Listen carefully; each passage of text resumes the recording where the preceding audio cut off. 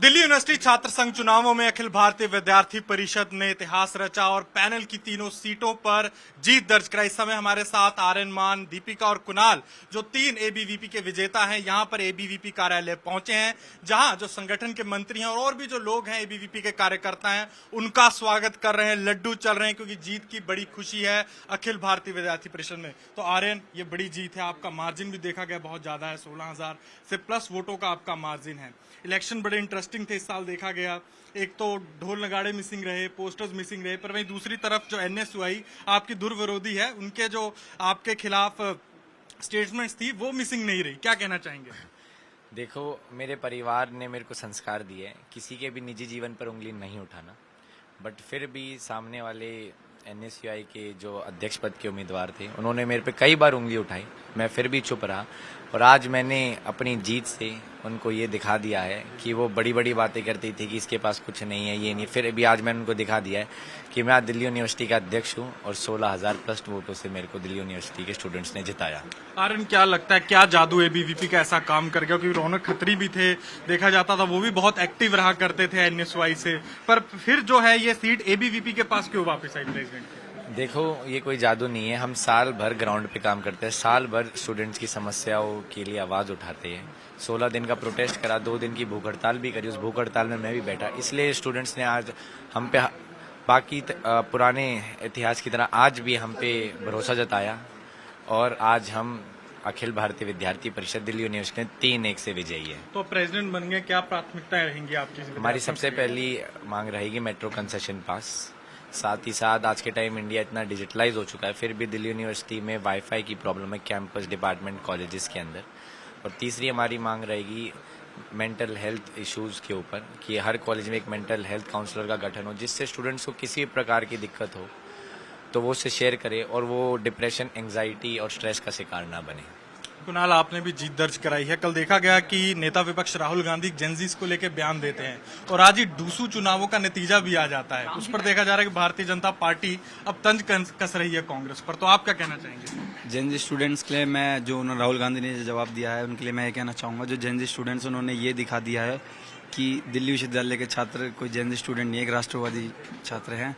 उन्होंने ऐसा होता है कि कुछ स्टूडेंट्स रहते हैं, पर ये नहीं कि सारे स्टूडेंट जेनजी हों।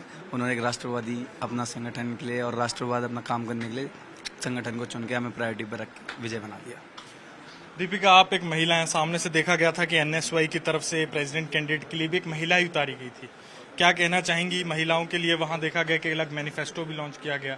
अब आप बतौर महिला हैं, ज्वाइंट सेक्रेटरी जीत कर आई हैं, तो आपकी क्या प्राथमिकता रहेंगी महिलाओं के लिए? पहले तो मैं पूरे दिल्ली विश्वविद्यालय के छात्र तरुणाई का धन्यवाद करना चाहूंगी कि मुझे इतना मार्जिन से जिताया, और विद्यार्थी परिषद का कोटि कोटि धन्यवाद करना चाहूंगी कि एक सामान्य परिवार से आने वाली छात्रा को यहाँ तक लाकर खड़ा किया।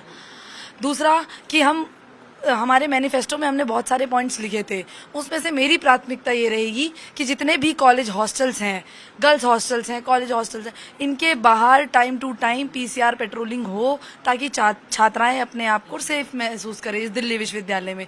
दूसरा, दिल्ली विश्वविद्यालय में जितने भी ब्लैक स्पॉट्स हैं जहां पर रात को छात्राएं जाने से, दिल्ली यूनिवर्सिटी कैंपस में निकलने से घबराती हैं, उन ब्लैक स्पॉट्स को खत्म करने का काम विद्यार्थी परिषद एबीवीपी लड्डूसू करेगा। हमारे साथ वीरेंद्र सोलंकी भी हैं, महामंत्री अखिल भारतीय विद्यार्थी परिषद।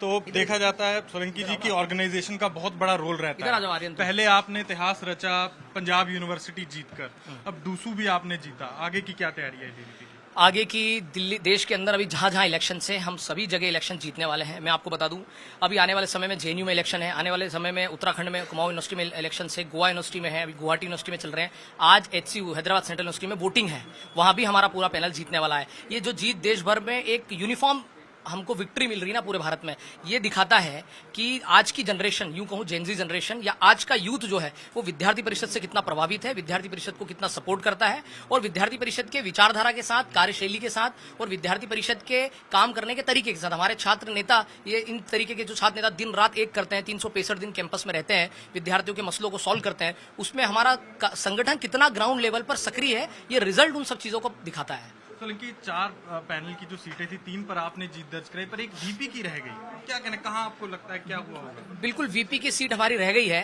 वो हमारे लिए एक चिंतन का विषय है। अभी हमारा एनालिसिस होगा उस पर कि क्यों कहाँ कमी रह गई, परंतु वीपी पे भी हमारे कैंडिडेट ने बहुत अच्छी फाइट दी है, बहुत अच्छे उसको वोट मिले, बट जीत नहीं हुई है। हम उस पर एनालिसिस करेंगे, आगे निकालेंगे उसमें कुछ। तो ये थे मेरे साथ दिल्ली यूनिवर्सिटी छात्र संघ डूसू के विजेता, मेरे पीछे खड़े हैं, साथ ही ऑर्गेनाइजेशन के लीडर भी हैं। यहाँ अखिल भारतीय विद्यार्थी परिषद के दिल्ली यूनिवर्सिटी कार्यालय पहुंचे हैं, लड्डू और मिठाई खिला के एक दूसरे का स्वागत किया जा रहा है, एबीवीपी और भारत माता के नारे भी लगाए जा रहे हैं।